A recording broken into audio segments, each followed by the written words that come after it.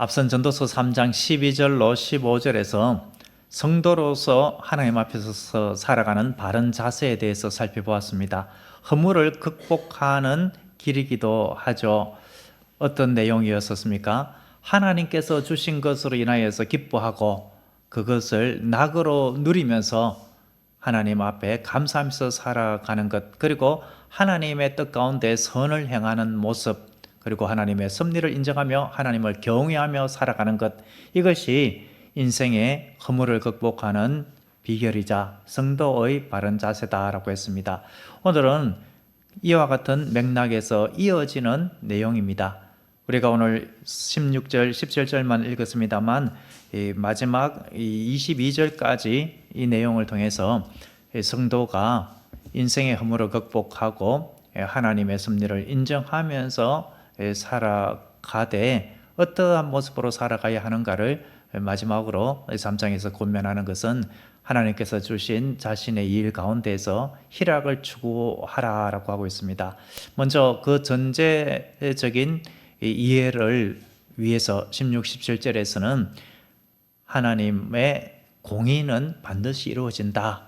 이 세상은 정의롭지 못하고 공의로워야 할 곳에도 부패가 있지만 하나님의 공의는 그렇지 않다. 그리고 인생은 짐승처럼 반드시 죽을 수밖에 없다. 그러나 우리 인생은 하나님 앞에 가게 된다. 그러므로 그러한 우리 인생 가운데 어떻게 살아가야 하는가, 이것을 22절까지 이야기를 하고 있습니다. 먼저 16, 17절에서 오늘 우리가 살펴볼 내용이 하나님의 공의로운 재판입니다. 16절을 먼저 같이 한번 읽어보겠습니다. 또 내가 해 아래에서 보건대 재판하는 곳 거기에도 악이 있고 정의를 행하는 곳 거기에도 악이 있도다.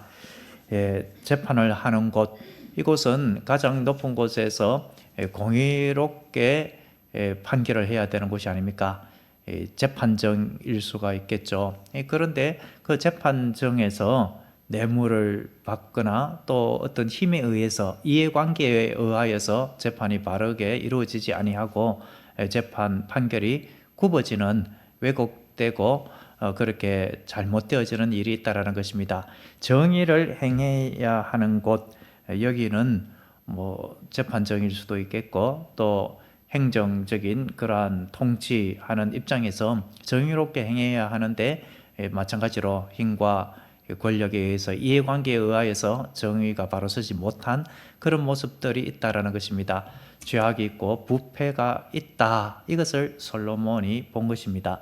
자신도 재판하고 판결하는 왕이지만 이 관리들을 보고 또 나라의 형편을 보니까 그러한 불의한 일들이 있음을 이야기하고 있습니다.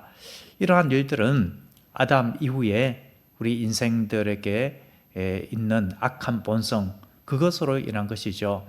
하나님을 떠나고 하나님의 말씀을 떠난 인생이었기 때문에 근원적으로 악한 본성이 나서 할 수만 있으면 죄를 짓기에 빠른 모습, 그래서 정말 거룩하고 공의로워야 할 곳마저 오염이 되어버리는 현실을 꼬집고 있습니다. 이런 모습은 동서고금을 막론하고 어디에서나 있는 모습을 보게 됩니다. 돈과 힘이 있으면은 죄를 지어도 무죄 판결을 받기도 하는가 하면은 돈과 힘이 없으면은 억울하게 유죄 판결을 당하는 일도 있습니다. 실제로 그런 일들이 있죠. 미국의 유명한 O.J. 심슨 사건, 그 사건을 보면은 어떻습니까? 미국의 1970년대 아주 유명한 미식 축구 선수 O.J. 심슨이 전처와 그의 남자친구를 무자비하게 살해한 혐의로 이렇게 재판에 넘겨지게 됩니다. 사건의 정황이라든지 증거, 이런 것들이 분명하게 드러나는 모습이었는데 아주 고액 변호인단, 조호와 변호인단을 꾸려서 무죄로 이렇게 형사재판에서 받게 되는 일들이 있었습니다. 그런데 민사재판에서는 유죄 판결을 받게 되었죠. 이런 것을 보면서 돈으로 판결을 굳게 할 수도 있구나, 이러한 비판을 지금까지도 받고 있습니다. 이런 일들이 우리나라에도 있습니다. 2016년에 서울 북부지방법원에서 한 60대 노인이 너무나도 배가 고파서 생계형 범죄를 저질렀습니다. 물론 해서는 안 되는 일이죠. 아무리 배가 고프더라도 남의 것을 훔쳐서는 안 되는데 너무나도 배가 고프다 보니까 장발장 소설에 나오는 이야기처럼 편의점에 가서 8,000원치 빵이라든지 음식을 절도하고 그것을 먹었습니다. 그런데 이 노인의 전과가 있다라는 이유로 아마 가중처벌 되었겠죠. 그래서 징역 1년 6개월의 실형을 선고받았었습니다. 그런데 2019년 대법원 판례에서 보면은 수백억 원대 횡령과 배임, 이러한 경제적인 범죄를 한 사람은 사회적인 기여도가 있다, 그리고 경제적인 역량 이런 것들을 고려해서 그냥 집행유예로 풀려나는 일이 있었습니다. 이 생계형 범죄는 소액임에도 불구하고 실형을 엄벌이 처하는 그런 차원에서 받는가 하면은 경제 범죄, 아주 고액 경제 범죄는 이런저런 이유로 그렇게 풀려나는 것들도 보면은 정말 법이 어떻게 이렇게 때에 따라서 사람에 따라서 그 형편에 따라서 왔다 갔다 할 수가 있는가, 이러한 비판을 하지 않을 수가 없는 것이죠. 그래서 영국 법학자 블랙스톤이라는 사람은 유죄의 한 사람을 놓치는 것보다 무고한 한 사람을 처벌하지 않는 것이 더 낫다, 이런 말을 하기도 했습니다. 그런데 하나님의 재판, 판결은 그렇지 않다라는 것입니다. 하나님의 재판, 판결은 언제나 공의롭다, 언제나 온전한 재판이다 라는 것을 17절 전반에서 이렇게 이야기를 합니다. 제가 한번 17절 전반을 읽어드리겠습니다. 내가 내 마음속으로 이르기를 의인과 악인을 하나님이 심판하시리니 라고 했습니다. 여기서 의인, 악인이 나옵니다. 성경에서 의인은 하나님의 백성, 성도를 가리킵니다. 하나님의 말씀을 따라서 준행하고자 하는 자, 오늘날로 적용하면은 예수 그리스도의 복음 가운데 거하는 하나님의 사람들, 그리고 말씀 따라 순종하고자 하는 그런 성도들의 모습, 이것이 의인의 모습이라면은 악인은 하나님 두기를 싫어하고 하나님 말씀 두기를 싫어하면서 하나님께서 원치 아니하는 죄를 행하는 자들을 가리키고 있습니다. 하나님께서 악인은 반드시 심판하시고 의인은 하나님께서 보상하시고 은혜로 갚아주신다. 이것이 바로 하나님의 재판 판결입니다. 그런데 여기서 말씀에서 잠깐 벗어나서 참고로 17절에 하나님이 심판하시리니라고 되어 있는, 저 심판이라고 되어 있는 이 번역을 제 개인 의견이기도 합니다만 판결로 또는 재판으로 이렇게 바꾸는 것이 좋겠다, 이런 생각이 있습니다. 왜냐하면은 심판이라는 말 자체가 사전적인 의미에서 보면은 어떤 일에 대하여서 자세하게 조사하고 시시비비를 가리는, 그래서 어떤 상황이나 문제를 자세히 조사해서 잘잘못을 밝히는 것이기 때문에 심판이라는 말이 어떤 일에 대하여서 공정하게 판정한다, 운동 경기에 보면 심판이 있지 않습니까? 그런 심판의 의미가 심판이라는 단어 속에 있기 때문에 심판이라고 적어도 상관은 없습니다만, 그런데 성경에서 말하는 심판은 어떤 차원입니까? 죄를 지은 자에게 가해지는 벌, 최후의 심판, 우리로 이제 적용을 쉽게 하면은 지옥의 그 처벌, 심판, 이런 것들이 심판이라는 의미로 쓰여 있는 것이 아닙니까? 그런 차원에서 볼 때에 하나님의 백성들은 결코 심판대 앞에 서지 않습니다. 성경에 그리스도의 심판대, 하나님의 심판대 이렇게 되어 있는 번역도 그리스도의 재판대 앞에 서게 된다, 이렇게 번역을 함이 오해스럽지 않겠죠. 하나님의 백성도 그러면은 구원을 받는데 잘못 살면은, 믿음대로 잘못 살면은 예수님을 믿었지만 마지막 날 또 심판받고 지옥에 떨어질 수도 있단 말인가, 이런 오해를 할 수도 있기 때문에 이 17절의 본문은 판결로 이렇게 재판으로 번역하면 좋겠다. 잠깐 곁으로 가서 말씀을 드렸습니다.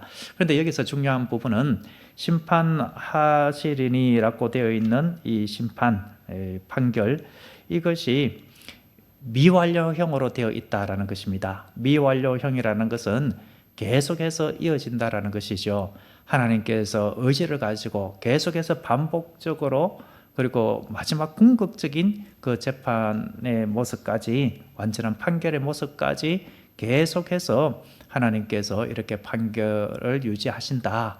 의인은 의인대로, 악인은 악인대로 이렇게 하나님의 그 판결이 계속해서 영토로 이어지게 된다라는 것입니다. 그러니까 예수 그리스도를 주님으로 영접한 하나님의 백성, 이들은 하나님께 받은 그 구원의 은총이 계속해서 영원히 이어지게 되는 것이고, 예수 그리스도를 복음을 거절하고 대적하고 받아들이지 아니하고 하나님 두기를 싫어하는 자, 그들의 그 심판은 계속해서 이어지게 된다라는 말씀입니다. 이러한 하나님의 재판 판결이 겉으로 볼 때에, 이 세상의 기준으로 볼 때에 이루어지지 않은 것처럼 보일 때도 있습니다.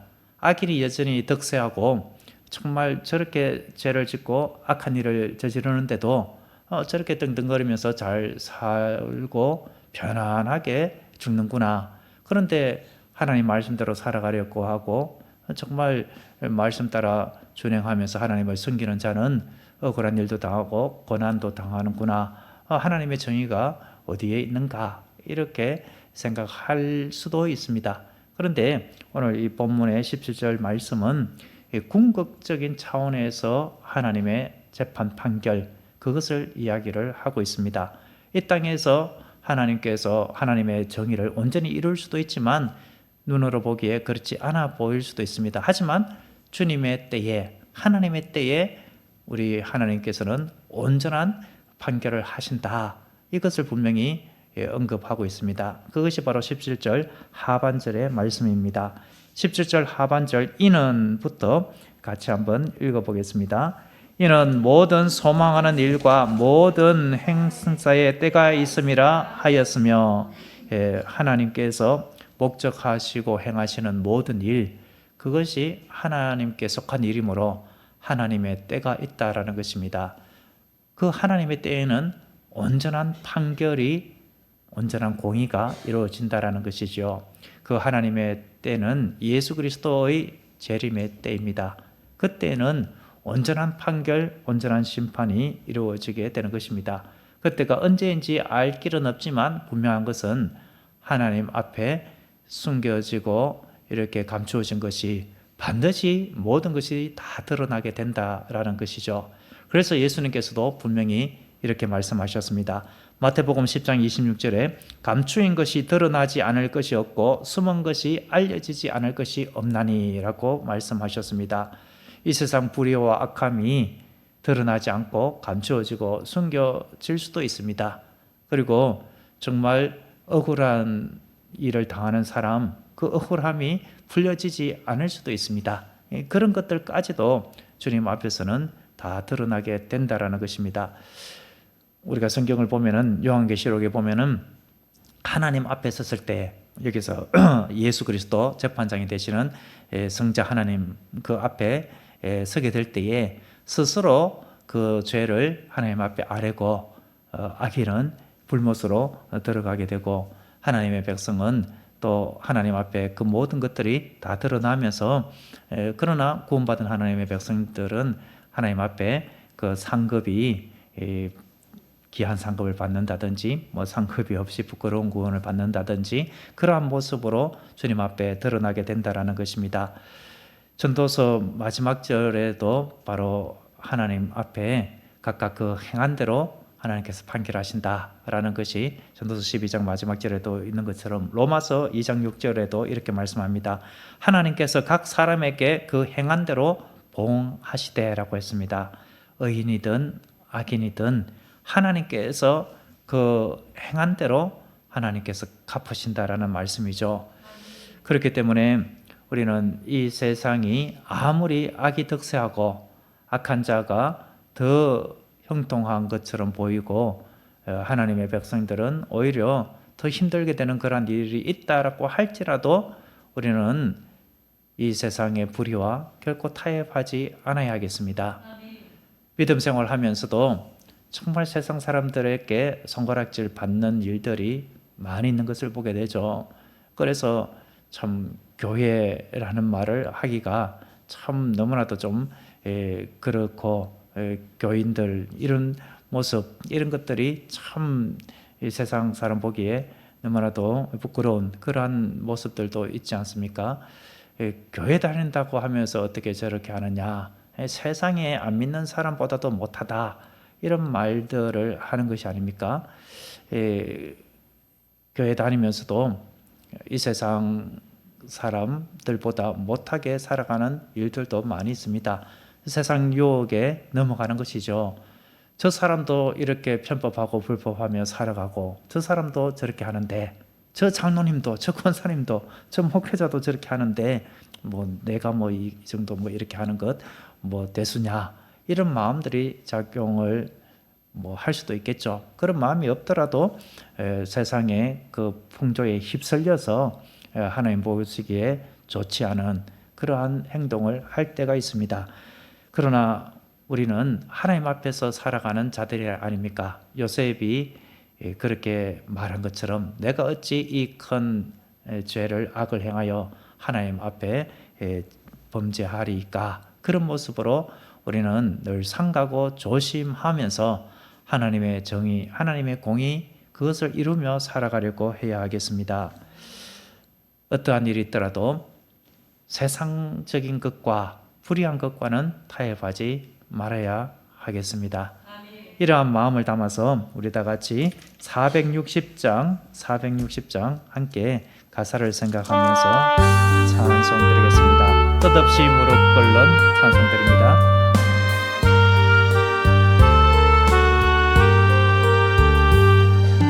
뜻없이 무릎 꿇는 그 복종 아니요, 운명에 맡겨 사는 그 생활 아니라, 우리의 믿음 치솟아 독수리 날듯이 주 뜻이 이루어지다 외치며 사나니, 약한 자 힘 주시고 강한 자 바르게, 주한 자 정케 함이 주님의 뜻이라.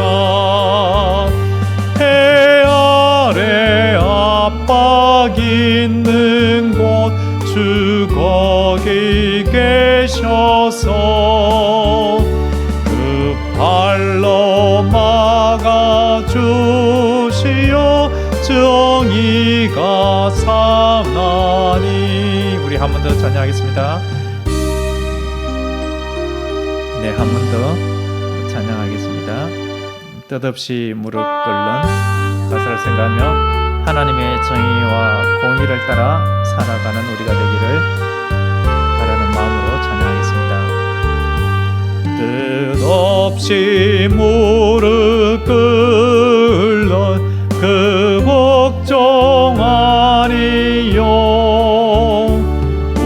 운명에 맡겨 사는 그 생활 아니라,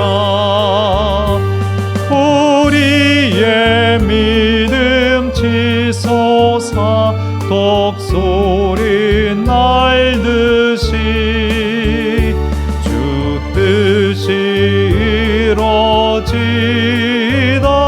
외치며 사나니,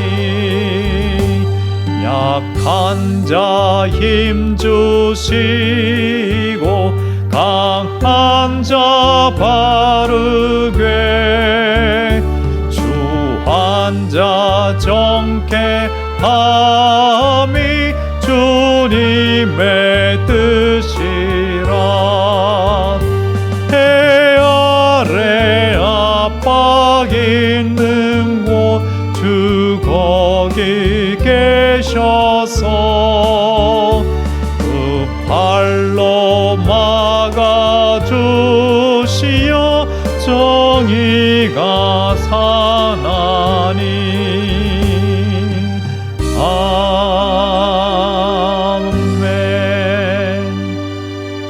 그렇습니다. 이 찬송 가사 내용처럼 하나님은 약한 자 힘주십니다. 강한 자 바르게 하십니다. 강하다라고 할 때에 교만할 수가 있고 굽어질 수가 있죠. 하나님은 모든 것을 정의롭게 하고 하나님의 그 공의를 이루십니다. 추한 자 정케하시는 하나님이십니다. 그러므로 우리는 어떠한 형편에 처하였든지 이 세상에 그 불의와 타협하지 아니하고 하나님의 뜻과 말씀 가운데 정의와 공의를 행하는 자가 되어야 하겠습니다. 이러한 삶이 주님의 뜻을 이루는 삶이요, 이렇게 살아갈 때에 허무한 인생에서 우리는 하나님의 그 뜻을 발견하고 하나님께서 마침내 공의를 이룸을 믿는 가운데 참 소망 가운데에 거하고 그로 인하여서 인생의 허물을 극복하게 되는 줄로 믿습니다. 기도하겠습니다. 공의로우신 하나님 아버지, 세상의 재판 판결이 흔들릴지라도 하나님의 공의는 결코 흔들리지 아니함을 믿습니다. 우리의 삶이 언제나 주님의 시선을 의식하며 정직과 정의를 선택하게 하여 주시옵소서. 악이 득세하는 때에도 하나님의 때를 신뢰하며 인내로 걸어가게 하시고 마침내 주님의 공의를 이루시는 은혜 안에 살게 하옵소서. 예수님의 이름으로 기도드립니다. 아멘.